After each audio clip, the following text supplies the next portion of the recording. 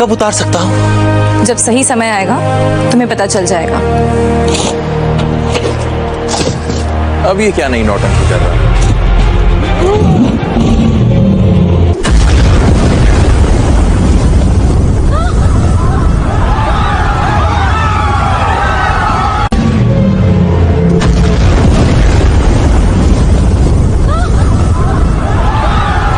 क्या इतना छोटा सा लोहे का टुकड़ा इतना बड़ा धमाका कैसे कर सकता है?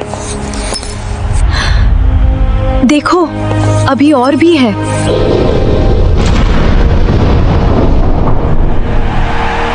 इस एक लोहे का वजन ही सैकड़ों शेरों जितना है और आर्यन ने कम से कम 14 लोहे पहने हैं। इसका मतलब है 2000 से भी ज्यादा शेरों का बोझ।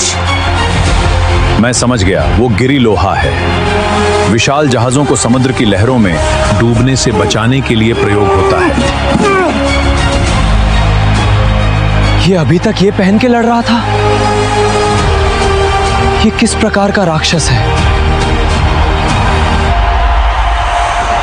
शून्य अंश आर्यन प्रथम शिखर के वज्र अंश अग्नि को चुनौती देता है कि अब तुम मेरा सामना करो। मारो इसे! दिखा दो अपनी ताकत! जीत आर्यन की होगी। चुनौती देगा तू मुझे?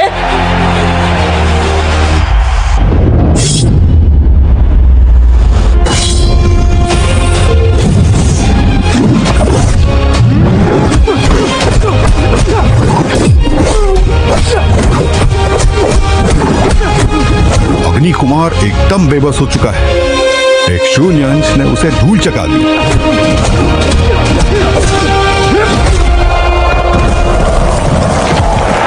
हाँ, जीत गया आर्यन, जीत गया।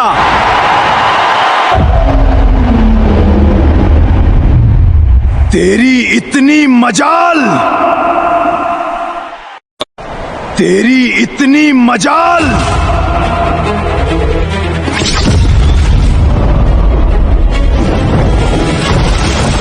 अग्नि!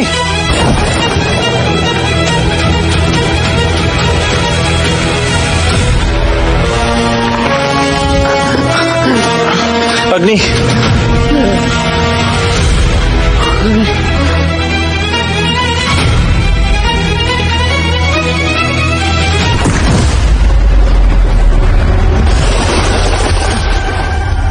आर्यन, क्या तुम अपना अपराध स्वीकार करते हो? गुरुजैन, कृपया शांत हो जाइए। आर्यन वर्षों से पहाड़ों के नीचे रहा है। वो एक साधारण परिवार से है। इसे सप्त शिखर की मर्यादा और मर्यादा भंग का ज्ञान नहीं है। मैंने सारे नियमों का पालन किया है। मैंने कोई पाप नहीं किया है। तुझे तेरा अपराध बताऊं? अरे तू तो पूरी तरह शिष्य भी नहीं बना है, और इतनी अकड़! मैं कल्पना नहीं कर सकता कि ये आगे चलकर क्या अनर्थ करेगा।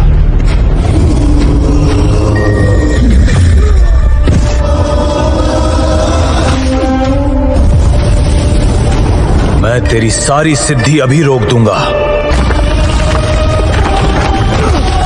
अपने शब्दों पर तेरा अनुशासन न होना ही तेरा पाप है।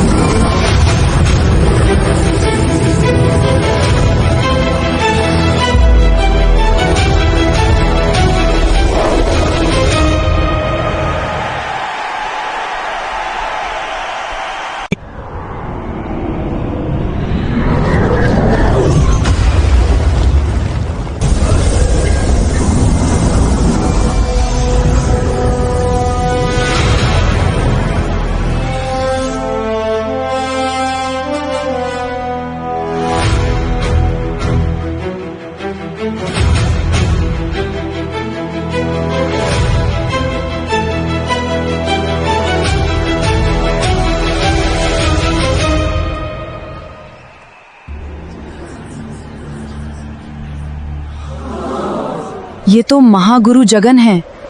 महागुरु जगन?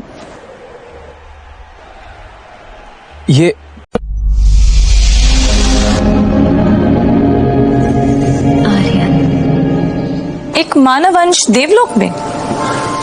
तुम कौन हो? कोई पिशाचनी या कोई प्रेत? ना मैं पिशाचिनी हूँ और ना कोई भटकती हुई आत्मा। मेरा नाम तारा है।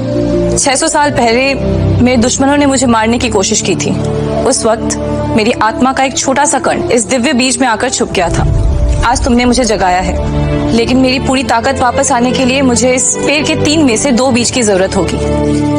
पर मुझे इसके बदले में क्या मिलेगा? एक साधारण इंसान होने के बाद भी इस पे बहुत समझ है। इसकी निडर आंखें बहुत कुछ कहती हैं। मेरी शक्तियां मिलने के बदले में मैं तुम्हें वो बल प्रदान करूंगी जिससे देवताओं के अहंकारी वंशज तुम्हारे सामने घुटने टेकेंगे। बोलो, ऐसी ताकत चाहते हो? क्या ये संभव है? मुझे बोलो, मुझे क्या करना होगा? इसके अंदर कोई डर नहीं है। सबसे पहले हमारे भाग्यों को एक होना होगा। इसको कहते हैं रक्त वचन। अपना हाथ आगे लाओ। दादाजी इस शक्ति के बारे में कैसे जानते थे? मैं तारा। मैं आर्यन। नवग्रह और सप्तऋषि साक्षी है। आज से हमारी नियति एक है, हमारा संकल्प एक है। जीवन हो या मृत्यु, हमारा मार्ग एक होगा। संकल्प पूरा हुआ। अब से हमारे भाग्य एक हैं और इसीलिए तुम्हारी सुरक्षा की जिम्मेदारी भी मेरी है। ये त्रिवेणी चक्र है। अब से इस आश्रम के अंदर कोई भी प्रेत या असुर नहीं आ पाएगा। धन्यवाद तारा।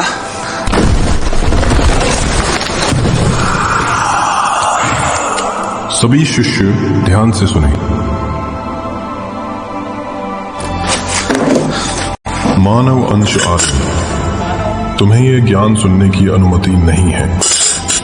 इनका ज्ञान? ये तो बच्चों का खेल है। अगर तुम्हें सच में बदलना है तो तुम्हें ऐसी आग से गुजरना होगा जो लोहे को भी मोम बना दे। ये काया शुद्धि है आर्यन। ये तुम्हारी रगों से कमजोरी हटा देगा और तुम्हारी हड्डियों को लोहा बना देगा।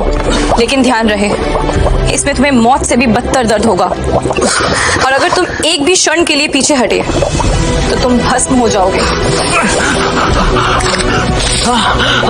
मेरी हड्डियां पिघल रही है। धैर्य मत हारो आर्यन। याद करो उन लोगों को जिन्होंने तुम्हें बेच दिया, उन स्वर्ण वंश वालों ने जिन्होंने तुम्हें अपने पैरों के नीचे कुचल दिया है। अपनी अंदर की आग को बढ़ाओ ताकि ये आग उसके सामने कुछ ना हो। नहीं, मैं अपना भाग्य खुद लिखूंगा। मेरे अंदर की पीड़ा के सामने ये पीड़ा कुछ भी नहीं है। हम इंसान भीख मांगने के लिए पैदा नहीं हुए आर्य। लड़ो अपनी किस्मत के लिए, लड़ो अपनी किस्मत के लिए और साबित कर दो कि तुम भी किसी से।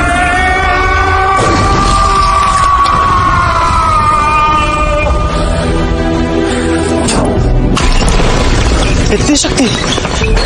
ऐसा लग रहा है मेरे अंदर कोई ज्वाला फूट रही है। अब मैं आराम से सप्त शिखर प्रतियोगिता जीत सकता हूँ। नहीं आर्यन, अभी तुम्हें असली ज्ञान हासिल करना बाकी है, जिसके लिए तुम्हें 6 और सत्र हासिल करने होंगे। और अगर तुमने एक भी सत्र छोड़ा तो तुम्हारा सर धड़ से अलग भी हो सकता है। मैं सारे सत्र पूरा करूंगा। तारा? आर्यन, मेरी आत्मा स्थिर नहीं है। मुझे अब जाना होगा। मुझे कुछ रत्न इकट्ठे करने हैं, परंतु तुम अपना अभ्यास बिल्कुल मत छोड़ना।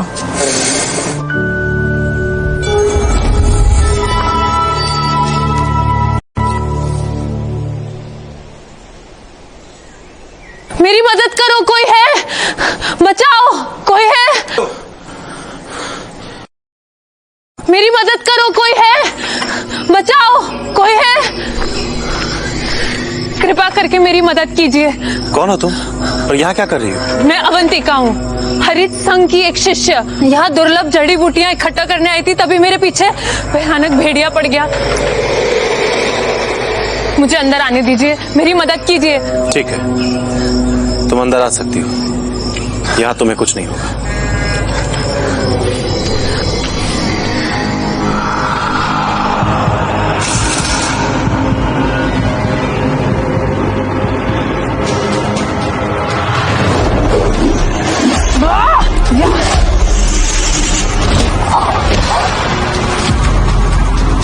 तो ये था तुम्हारा असली रंग? हाँ, तो तुझे पता था पहाड़ों पे जड़ी बूटी ढूंढने के लिए कोई भी ऐसे नर्म जूते नहीं पहनता। तुमने कहा कि तुम्हारे पीछे भयानक राक्षस, लेकिन तुम्हारे जूते इतने साफ हैं जैसे अभी अभी पलंग से उतरी हो।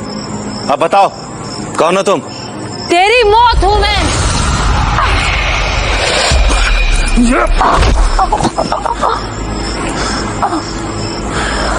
असंभव। एक वार में 2 हाथियों की शक्ति थी। एक मामूली शिष्य इतना शक्तिशाली नहीं हो सकता। क्या ये काया शुद्धि थी?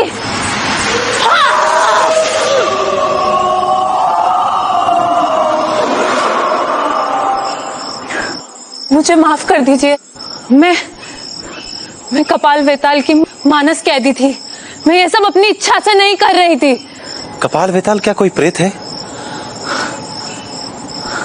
ये मायावी धूप है। इस धूप में हम बीता हुआ वक्त देख सकते हैं। छोड़ो। तू बस एक मानव अंश है, तू मुझे नहीं रोक सकती। अगर अगली बार मेरी बात मानने से मना किया तो तेरी बहन का तुझसे भी बुरा हाल करूंगा, समझी? पहले शिखर के गुरु काल रुद्र का बेटा है। उसने मेरे साथ जानवरों जैसा व्यवहार किया और हद पार कर दी और अंत में मुझे पहाड़ों से फेंक दिया। मुझे कपाल वेताल ने कैद कर लिया था। मैं अपनी बहन अनन्या को बचाना चाहती हूँ। उसे करण के झूठ से बचाओ। अगर तुम सच कह रही हो तो मैं तुम्हारी बहन को जरूर बताऊंगा। धन्यवाद आर्यन। सावधान रहना। अब मैं नहीं रही हूँ तो वो प्रेत किसी भी वक्त यहाँ आता होगा। वो शराब पी के मरा था। मदिरा उसकी दुखती रग है। धन्यवाद। मैं अपना वचन जरूर निभाऊंगा। धन्यवाद। मैं आपसे विनती करती हूँ।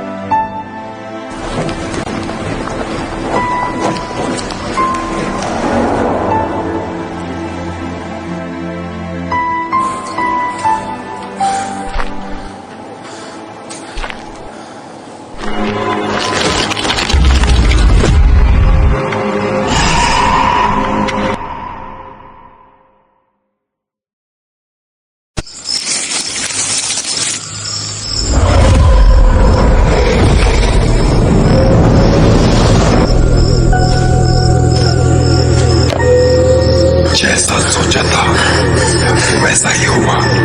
एक आम मनुष्य के नीति का कुछ नहीं बिगाड़ पाई।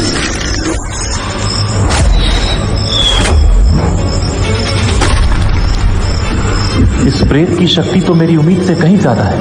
बड़ी हिम्मत है तुझमें। तारा अभी गहरी नींद में है। मुझे ही अपने आप को संभालना होगा। तूने अवंतिका को इसलिए यहाँ भेजा ना क्योंकि तू ये त्रिवेणी चक्र पार नहीं कर सकता। घुटने टेक दे, कम तड़पेगा। कम मनो झपकेगा।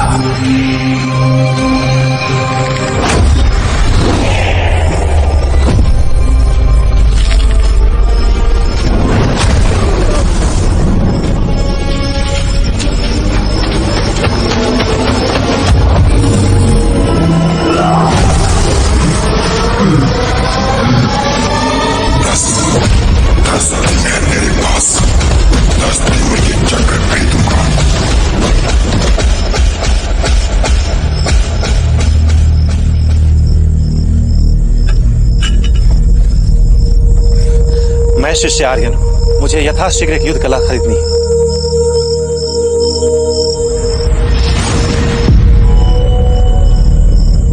इतने सिक्कों में सिर्फ एक